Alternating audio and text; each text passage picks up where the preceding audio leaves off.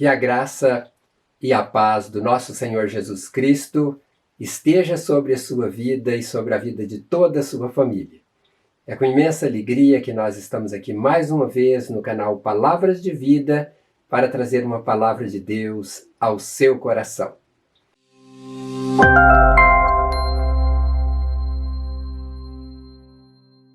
O tema da mensagem de hoje é uma pergunta: onde estavam os que o aclamaram rei? Nesta mensagem eu quero tratar deste tema olhando para o que aconteceu há 2 milênios atrás e trazendo a cena para os nossos dias para fazer um comparativo sobre as ações daquele povo e as ações do povo de hoje. Este é um assunto que todos nós precisamos refletir sobre ele. Portanto, eu lhe convido a acompanhar esta mensagem até o final, para que ela possa produzir efeito na sua vida e lhe abençoar com o propósito que Deus tem para você. O texto que nós vamos ler é o texto de Mateus, capítulo 21, versos 1 até o verso 10, e eu vou utilizar na leitura deste texto a Nova Versão Internacional. Então, Mateus 21, a partir do verso 1, diz o seguinte: Quando se aproximaram de Jerusalém e chegaram a Betfagé, ao Monte das Oliveiras, Jesus enviou 2 discípulos, dizendo-lhes: Vão ao povoado que está diante de vocês, logo encontrarão uma jumenta amarrada com um jumentinho ao lado. Desamarrem-nos e tragam-nos para mim. Se alguém lhes perguntar algo, diga-lhe que o Senhor precisa deles e logo os enviará de volta. Isto aconteceu para que se cumprisse o que fora dito pelo profeta: digam à cidade de Sião, eis que o seu rei vem a você, humilde e montado num jumento, num jumentinho, cria de jumento. Os discípulos foram e fizeram o que Jesus tinha ordenado. Trouxeram a jumenta e o jumentinho, colocaram sobre ele os seus mantos e sobre este Jesus montou. Uma grande multidão estendeu seus mantos pelo caminho. Outros cortavam ramos de árvores e os espalhavam pelo caminho. A multidão que ia diante dele e os que o seguiam gritavam: Hosana ao filho de Davi! Bendito é o rei que vem em nome do Senhor. Hosana nas alturas. Quando Jesus entrou em Jerusalém, toda a cidade ficou agitada e perguntava: quem é este? A multidão respondia: este é Jesus, o profeta de Nazaré da Galiléia. Pois bem, este texto narra a entrada triunfal de Jesus em Jerusalém. Talvez você possa pensar: qual foi o sentido de Jesus entrar em Jerusalém montado em um jumento, e 4 dias depois ele ser preso e em seguida ser crucificado? Parece não fazer sentido isso, mas faz muito sentido. E a explicação está na profecia citada por Mateus, neste capítulo 21, versos 4 e 5, que diz: ora, tudo isto aconteceu para que se cumprisse o que foi dito pelo profeta, que diz: dizei à filha de Sião, eis que o teu rei aí te vem, manso e assentado sobre uma jumenta, e sobre um jumentinho, filho de animal de carga. Esta profecia, no texto original, figura no livro de Zacarias, nesta profecia citada em Mateus, e em Zacarias é no capítulo 9, verso 9, que foi escrito há 520 anos antes de Cristo. E no texto original de Zacarias, capítulo 9, verso 9, o texto, de acordo com a Almeida Corrigida Fiel, diz: alegra-te muito, ó filha de Sião, exulta, ó filha de Jerusalém. Eis que o teu rei virá a ti, justo e salvador, pobre e montado sobre um jumento e sobre um jumentinho, filho de jumento. Vamos juntos pensar em algumas informações importantes desta profecia. Em primeiro lugar, neste verso de Zacarias capítulo 9, verso 9, a profecia diz: alegra-te muito, ó filha de Sião, exulta, ó filha de Jerusalém. A pergunta que cabe aqui é: por que eles deveriam alegrar-se e por que deveriam exultar-se? Vamos buscar uma resposta para esta pergunta com base nos relatos bíblicos. Jesus estava entrando em Jerusalém, montado em um jumento, exatamente no domingo que antecedia a celebração da Páscoa. Ele chega como um rei humilde, montado em um jumento. Enquanto a história diz que os 3 reis magos que foram do Oriente até Belém para visitar Jesus recém-nascido, eles chegaram lá de camelo. Jesus entra em Jerusalém como um rei montado em um jumentinho. O camelo colocava o rei numa posição mais alta, uma posição de destaque, mas o jumento era baixo. Isto fazia com que Jesus ficasse em uma posição bem perto daqueles que celebravam a sua chegada em Jerusalém. Mas o motivo que o povo deveria alegrar-se não era o fato de Jesus chegar sobre um jumento, mas por ser a semana em que Jesus seria o Cordeiro Pascal, que iria derramar o seu sangue lá na cruz para a salvação de todos aqueles que crescem nele. Aquela era a semana que eles celebrariam a última Páscoa da forma antiga, com o cordeiro animal. Dali em diante, a Páscoa passaria a ser celebrada tendo como cordeiro pascal Jesus, o Filho de Deus. Sobre o dia da celebração da Páscoa, naquela semana, há 2 linhas de entendimento. Uns defendem que foi no sábado e outros defendem que foi na sexta-feira. Ambos entendimentos foram construídos com base nos evangelhos, porque há uma divergência cronológica na narrativa dos evangelhos sinóticos e na narrativa do evangelho segundo João. Pensando nos dias que pode ter ocorrido a celebração da Páscoa na sexta ou sábado, podemos concluir que Jesus foi sacrificado justamente no dia da celebração da Páscoa, ou na véspera da celebração. Mas independentemente de ter sido na sexta ou no sábado, o que é mais importante, não estou dizendo da Páscoa de ser na sexta ou no sábado, o mais importante é pensarmos aqui não no dia da crucificação, mas o dia da ressurreição que ocorreu no primeiro dia da semana, que foi no domingo. Então, a sexta-feira, também há esse questionamento se de fato Jesus foi crucificado na sexta-feira, mas o que eu quero dizer para vocês, que tanto me referindo à Páscoa, de ser naquele ano no sábado ou na sexta, ou de Jesus ter sido crucificado na quinta ou na sexta, e a maioria das igrejas cristãs acredita que de fato foi na sexta-feira, nós precisamos então pensar aqui, não no dia em si da crucificação, mas no dia da ressurreição, que ocorreu no primeiro dia da semana, que foi no domingo. Jesus crucificado, morto e sepultado, seria o fim da esperança daqueles que estavam acreditando nele. Mas ele não ficou no túmulo, ele ressuscitou ao terceiro dia e vive eternamente. Glória a Deus nas alturas, hosana, bendito aquele que veio em nome do Senhor. Se olharmos para o título da passagem bíblica que narra a entrada de Jesus em Jerusalém, na maioria das traduções está o título como A Entrada Triunfal de Jesus em Jerusalém. De fato, foi triunfal esta entrada de Jesus em Jerusalém. E a Bíblia diz que o povo gritava de alegria, diz que eles colocavam suas roupas no chão para Jesus passar sobre elas, a multidão saudava Jesus com galhos de árvores e palmeiras. De fato, foi uma entrada triunfal. Mas, além dessa entrada triunfal de Jesus, nós temos algo que é muito mais triunfal que aconteceu com Jesus, que foi a saída de Jesus do túmulo ao terceiro dia.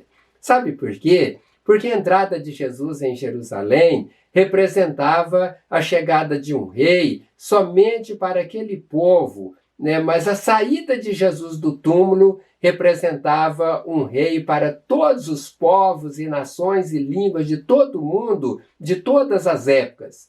A ressurreição era a chegada do rei exaltado e glorioso que acabara de vencer a morte, trazendo assim esperança de vida eterna para todo mundo. Eu quero voltar a falar sobre a reação do povo na entrada triunfal de Jesus em Jerusalém, para fazer um paralelo da reação do povo durante a sua crucificação e sobre a sua ressurreição. Estou me referindo a Jesus. Na chegada de Jesus em Jerusalém, os seus inúmeros discípulos tiveram a iniciativa de gritarem, exaltando Jesus. E com isso o povo foi chegando e foram se juntando a eles, ao ponto de tornar uma grande multidão.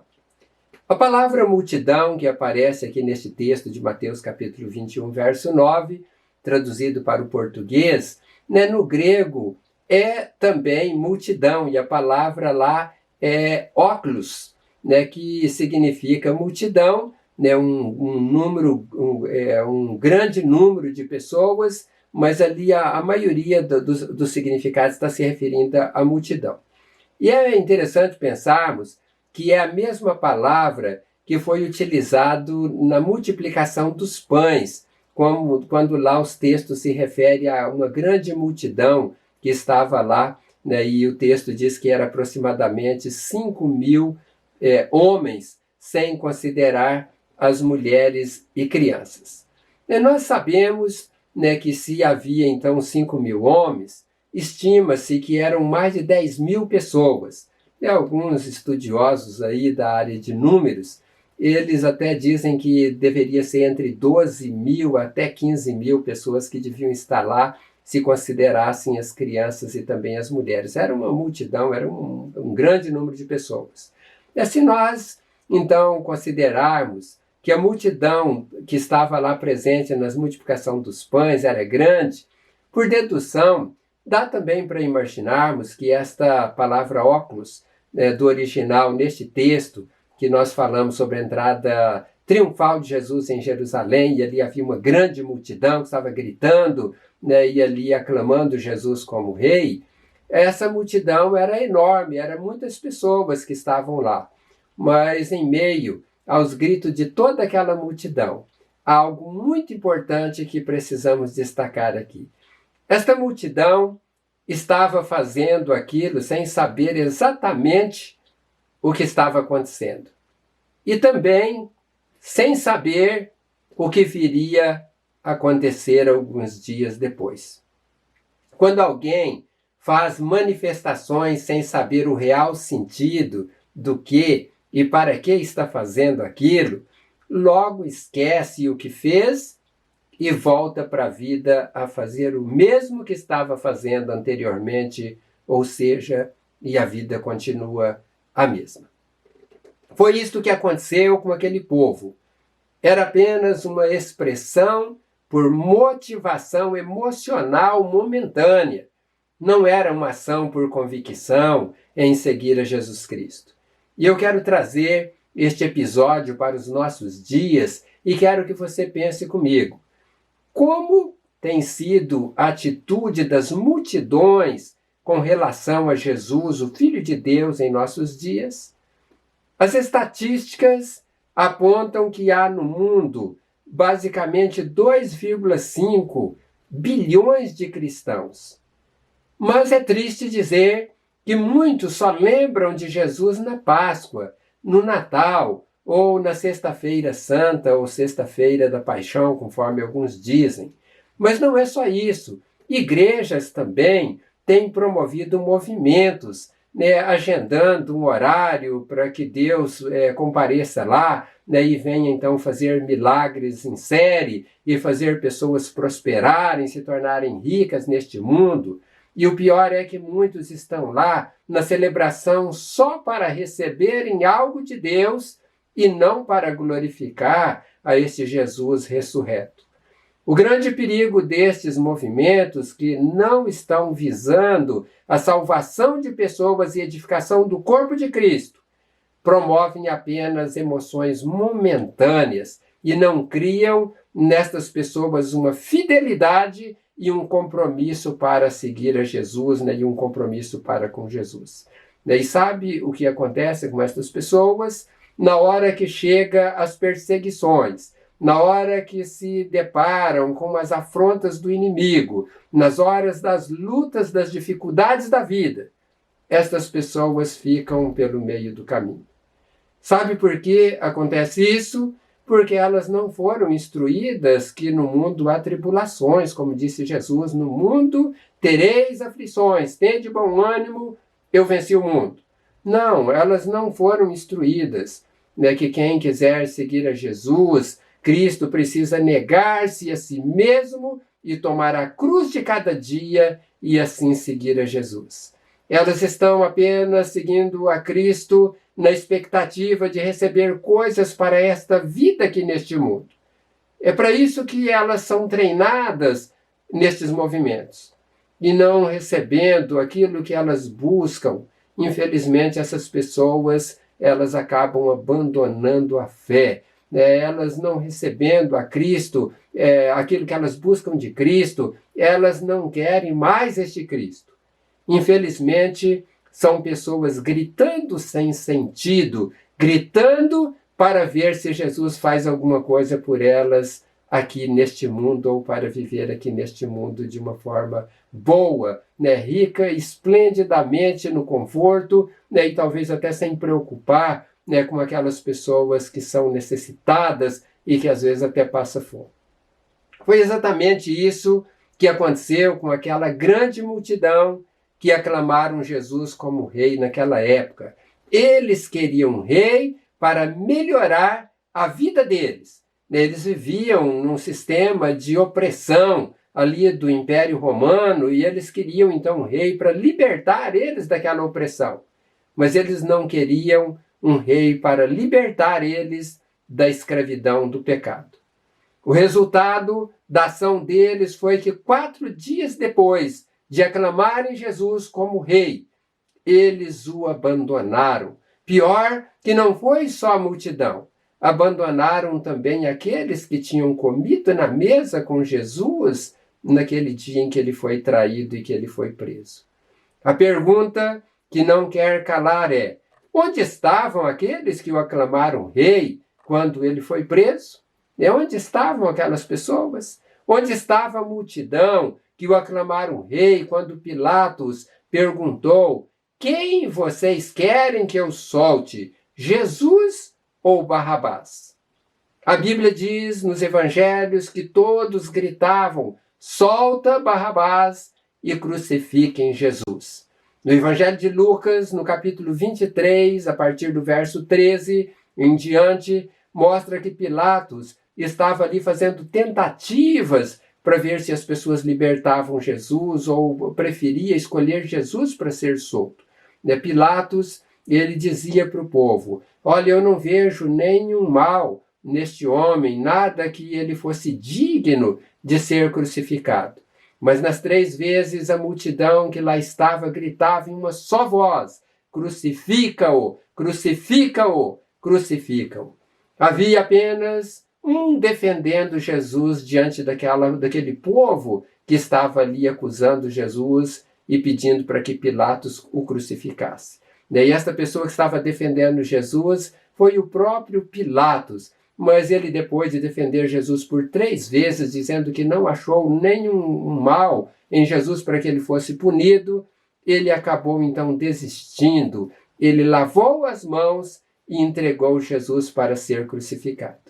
Mas eu quero chamar a atenção que aquele povo que estava clamando para que Jesus fosse crucificado, ali não era uma multidão como aquela multidão da multiplicação dos pães.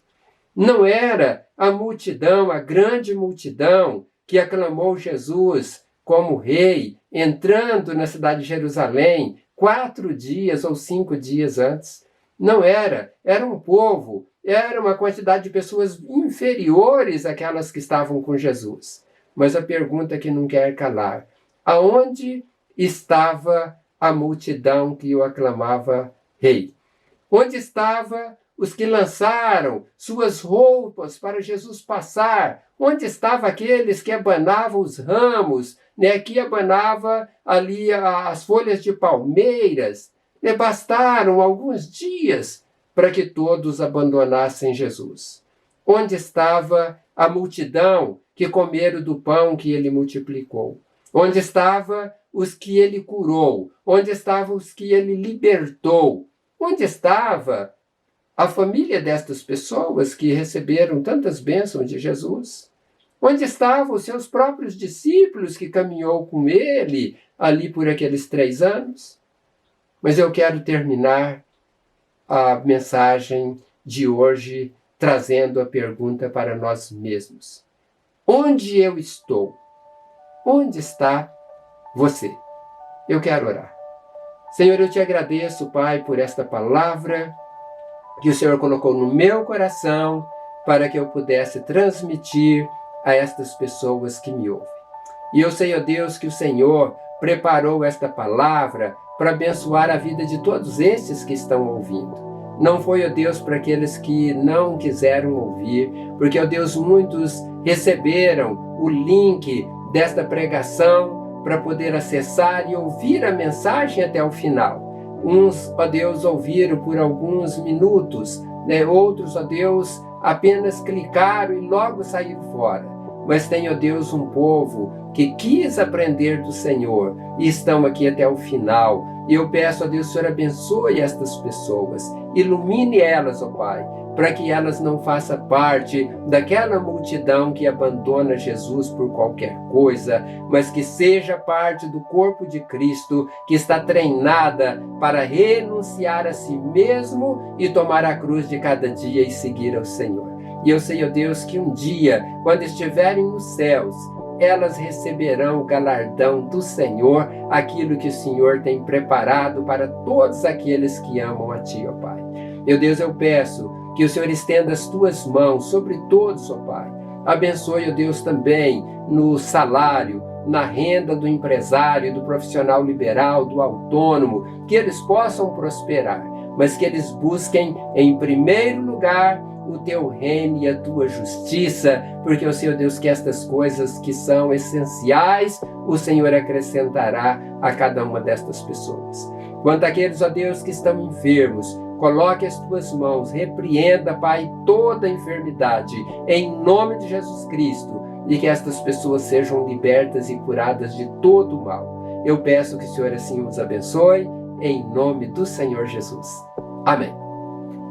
Que Deus abençoe rica e abundantemente a sua vida e toda a sua família. Agradeço você de estar com a gente aqui até no final desta mensagem. Daí eu peço para você que ainda não se inscreveu no canal Palavras de Vida, se inscreva, porque você vai ser o nosso parceiro neste projeto maravilhoso da semeadura da Palavra de Deus e Deus o recompensará por isso. E também não esqueça de pegar esta mensagem, o link da mensagem, e passar para os seus amigos no Facebook, ou no Instagram, ou em uma outra rede, WhatsApp, muitas pessoas utilizam, para que elas também possam utilizar desta palavra de Deus, ou receber esta palavra de Deus, e assim serem abençoadas por Deus e por Jesus. Então eu conto com esta tarefa que estou deixando aí para vocês. Vai ser uma tarefa que vem do céu e que vale a pena fazer. Que Deus abençoe a todos. Até em breve, se Deus assim quiser. Fique com Deus, fique com Jesus.